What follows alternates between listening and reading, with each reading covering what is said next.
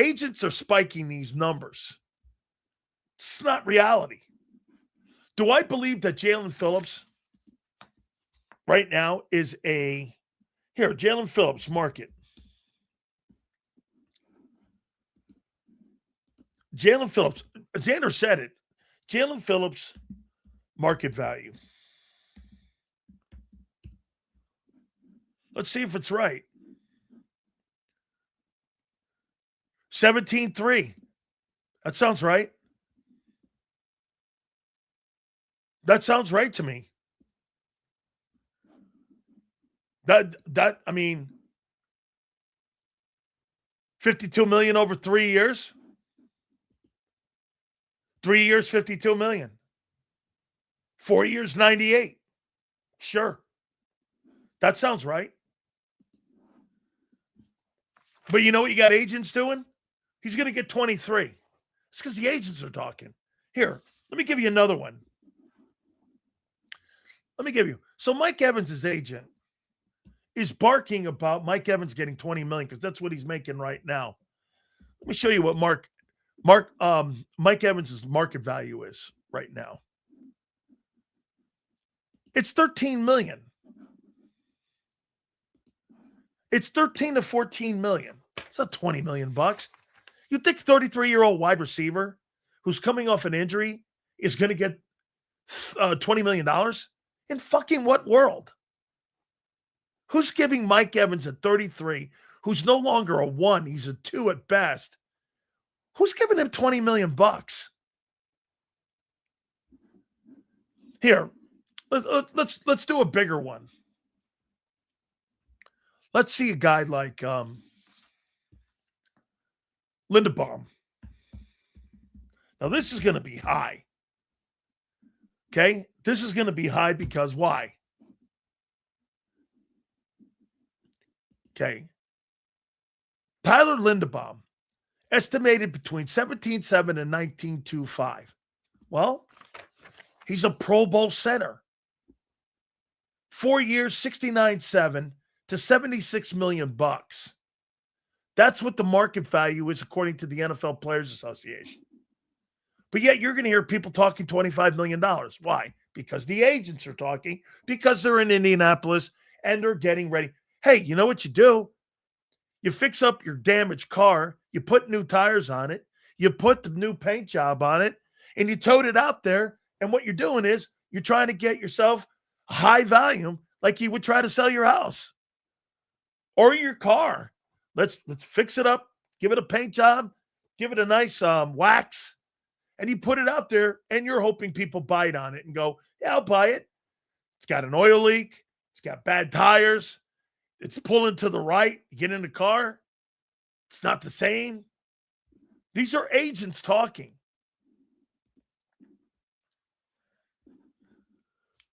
Bro, we let Stout go at the wrong time. So many O-linemen on the market. Who wouldn't love to be coached by him? Of course. Yo, the Bears are really we're going to talk to Mike North about that. That'll be we'll do that at 4:30. Yeah. Dude, 17.3, that kind of makes sense. For Jalen Phillips, 20s? No way. I'm not paying that. Shit, I'll get Bradley. Here's Bradley Chubb. And I think he's just as good a player. You show me what Jalen Phillips has done that's better than Bradley Chubb. Bradley Chubb, market value.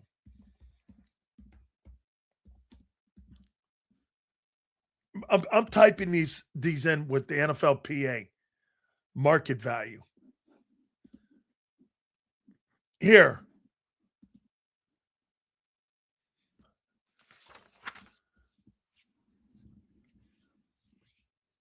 $12.2.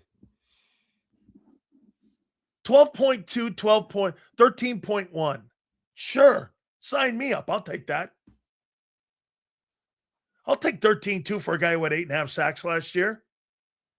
You put him next to Jalen Carter, he might have 11 sacks. Bradley Chubb has been more accomplished. Jalen Phillips is a good. Listen, I don't like talking shit on the kid because I like him. And I like him a lot. I think they keep him as O-line for the explicit purpose of him helping find the new wave of O-line players. And he said, F you, figure it out yourselves. Hey, did you see that one comment that that our friend Brian Bollinger said? And unfortunately, some of you said when you guys were saying that, Sills, you said he wasn't coming back. Supposedly, he was going out with Stoutland, and he got talked back out of it. He was all but gone, according to Brian Baldinger. He was all but gone, and he got talked back into staying. That doesn't sound like a guy that... Now, I'm not saying he's not going to come back in, and he's not going to play, but Brian Baldinger, you guys have seen him on our program numerous times. He was all but gone. Lane Johnson. Sills, I would trade back out of the first round for a player, a high 2027 pick. Here, let me give you guys a little bit of this, and I'll show you where the cutoff is this year. Here, let's go down here. Okay. All right. Here's let's see. Mendoza's not a 1. Reese is. Magawa is. Bailey is. Fano is. The kid Lemon. The cornerback at LSU is. Tate's a really good player. Ruben Bain. Styles. Downs. McCoy. Then when you're getting into 15, then you start seeing how the kid from Penn State, Messidor, Love, McDonald, Woods, Feeling, Lamu, Banks. These guys are all the same dudes. I'd say your first round talent probably stops at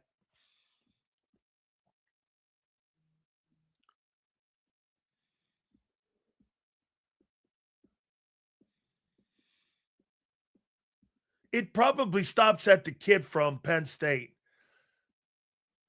at 16. There's probably 16 dudes in this draft that are worthy first rounders. You don't truly think that guys that every year that in the first round, just because they say they're first rounders, that doesn't mean that they're first rounders, right? Right? Hey, right? Correct, right? You understand that. You don't see, there's not 31, 32 first rounders. And my problem with this would be, so you draft Lane Johnson's heir apparent, and you sit his ass on the bench, or what do? You bench Tyler Steen and put him at right guard? You're defeating the purpose of finding another starter. You have to address your defense. And you might have to address a wide receiver. How you doing that? With the heir apparent? Why don't you fucking get the heir apparent the year you need the heir apparent? Like when the guy retires. If you miss on him, go draft another guy the following year until you get it right. Why would you sit a guy that you need potentially a corner or an edge rusher or a wide receiver or a tight end? The areas of your football team that you'll be missing this year, you don't know right now. Well, I bet you Howie has an understanding. I'm not offering Goddard, or I am. Goddard, here's $9 million. Here, look at this. There's something to think about with Dallas Goedert, too. So somebody's pointed this out to me yesterday about Dallas Goedert.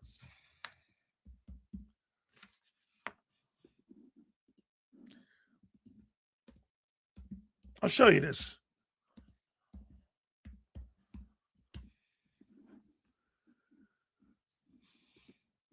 They got a $6 million valuation on him.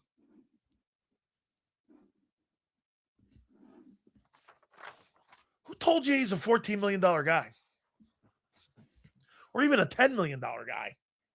For a guy who's always hurt. He's not getting fucking $20 million. Who told you that? $20 million? Dallas got to be lucky to get $8 million this year. Why not stay in Philly for 7 and like retire an Eagle? And they'll keep you for the next 2 years. Sign a 2-year contract at $16 million with incentives. I mean, why not? You go on the open market, Dallas Goedert probably gets $7-8 million. What do you think, the owners are going to start bidding over a guy who misses games? Come on. And what is he, 30-something? How old is Dallas Goedert? How old is he? How old is Goddard? Is he 31?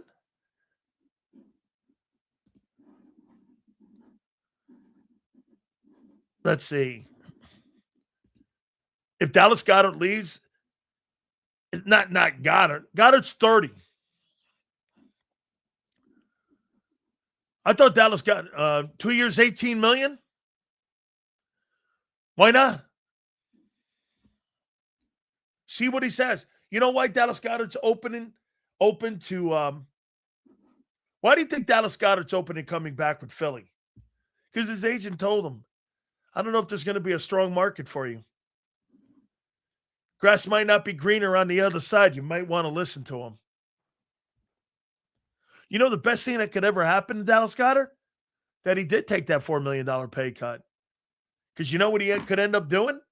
He could end up staying here another 4 years and keep your career going. Instead of grabbing a bag of money for $6-7 million somewhere else, like Arizona. And then you know what you're doing? You're Zach Ertz. Okay, he's 30. He'll be 32 next season. 32-year-old guy. He's not George Kittle. Okay? He's not 30. He's not George Kittle. I think some of these prices, because the agents speak like this all the time. I had a general manager tell me yesterday, don't believe these market value prices. Some of these guys are not going to get the money that you think. Now, that's a different conversation with Jalen Carter. He's not eligible to be on the open market. So that's a guy that you're trying to restructure a contract that you drafted that you know that's good. That's a different world compared to what the agents are doing. They're open for business. What do you think these agents are doing right now? They're using all their media contacts. You should see the people in Tampa